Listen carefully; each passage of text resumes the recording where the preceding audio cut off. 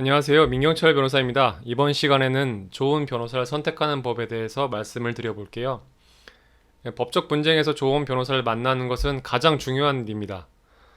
이건 결혼 생활에서 좋은 배우자를 만나는 것과 비슷합니다. 우리가 결혼 생활을 해보기 전까지는, 즉 살아보기 전까지는 이 연인이 좋은 배우자일지 아닐지 모르는 것처럼 변호사와 실제로 함께 사건을 진행해 보기 전까지는 이 변호사가 좋은 변호사일지 아닌지 완벽히 알 수는 없습니다. 그래서 사건이 끝난 후에야 후회하는 경우도 많습니다.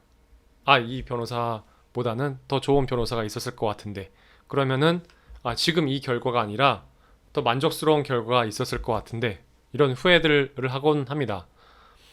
하지만 배우자를 신중히 고르면 행복한 결혼 생활을 할 확률이 높듯이 변호사를 신중히 선택을 하시면 사건 진행을 성공적으로 할 수 있는 가능성이 높습니다. 그럼 어떤 변호사가 좋은 변호사일 확률이 높을까요? 첫 번째로 의뢰인과 직접 소통을 하는 변호사가 좋은 변호사일 가능성이 높습니다.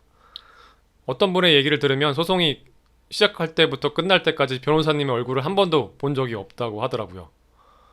이런 변호사님과 사건을 진행한 분들은 결과나 과정에 대해서 만족도가 많이 떨어질 수밖에 없습니다. 좋은 변호사는 조금 과장하자면 의뢰인에게 자주 전화해서 괴롭히는 변호사입니다. 저는 사실관계에 관해서 궁금한 것이 생길 때마다 전화를 걸어서 확인을 하곤 합니다. 그런데 사실 전화를 걸기 전에는 망설이는 경우도 많아요. 주말이거나 저녁 시간이거나 조금 시간이 늦은 것 같으면 지금 전화를 하면 의뢰인에게 방해가 되지 않을까라고 고민을 하긴 하는데요. 어쨌든 가장 의뢰인에게 이득이 되는 행동을 하기 위해서 매번 고민을 하다가도 의뢰인에게 전화를 해서 사실관계를 확인하곤 합니다. 그리고 미팅도 자주 잡는 편입니다. 이렇게 전화 통화를 하는 것과 실제로 얼굴을 마주하고 사건에 대해서 얘기하는 것은 정말 천지 차이입니다. 법적 분쟁이란 것이 의뢰인이 사실관계를 제공하고 변호사는 법리를 구성하는 것입니다. 근데 의뢰인과 변호사가 직접 만나서 얘기를 이렇게 나누다 보면은 의뢰인도 간과하고 있던, 이게 중요한지도 모르고 있었어요, 의뢰인은.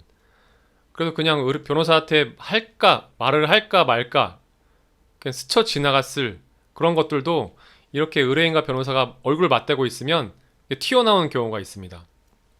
너무 중요한 부분이죠. 또 하나 들어가면 의사소통이 또 중요한 또 하나의 이유는 의뢰인에게 심리적인 안정감을 주기 때문입니다. 이렇게 법적 분쟁에 휘말리면 사람은 일상생활이 어려울 정도로 스트레스를 받을 수밖에 없어요.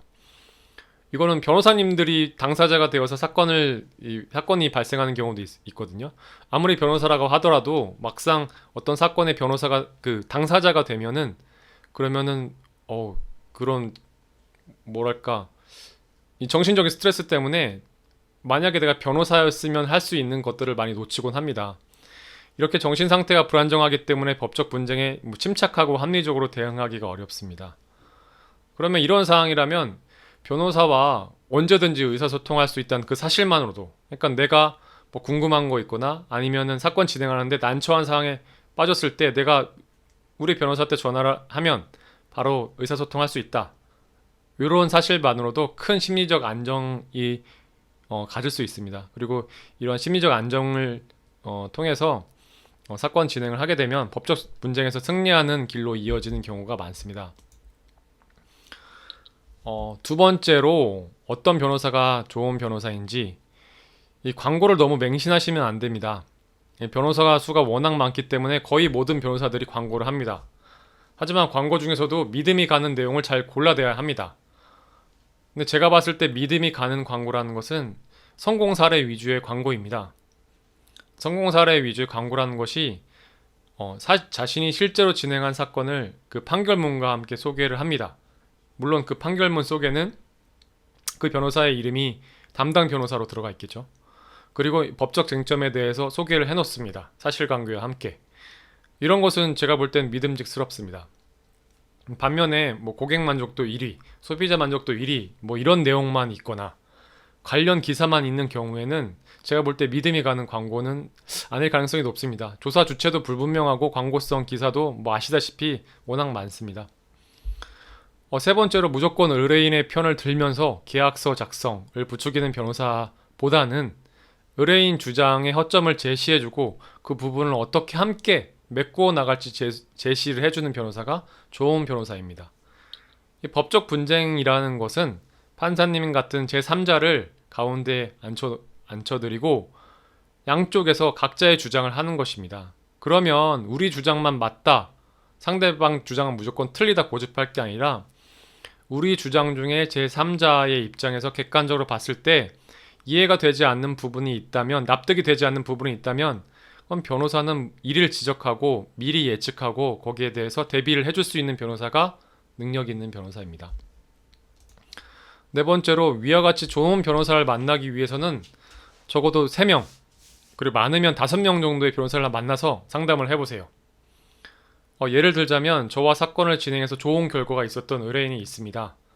이 의뢰인은 1심에서는 사건을 맡긴 변호사님이 너무 불성실해서 2심 새로운 변호사님은 잘 만나야겠다고 결심을 했다고 합니다. 그래서 이 의뢰인은 주변 지인을 통해서 일단 2명의 변호사님과 상담을 했대요. 그리고는 좀 다양성을 확보하기 위해서 법원 앞에 사무실들이 있잖아요. 변호사 사무실들이. 무작정 들어가서 한 명과 상담을 했대요. 그리고 인터넷 검색을 해서 그 중에서 마음에 드는 한 분과 또 상담을 했대요.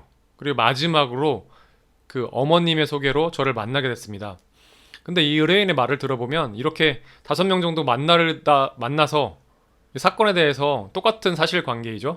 이 사실관계를 얘기하고 변호사님의 의견을 듣고 이렇게 5번 정도 하다 보니까 어떤 변호사, 이 변호사랑 진행을 하면 그러면 적어도 내가 후회하진 않겠다라고 결정이 된다고 하더라고요.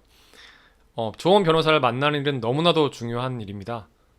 충분한 시간과 비용을 투자를 하세요. 오늘 얘기는 여기까지입니다. 다음 이야기는 변호사 상담을 하러 갈 때 어떤 걸 준비해야 되는지 말씀 나눠보겠습니다.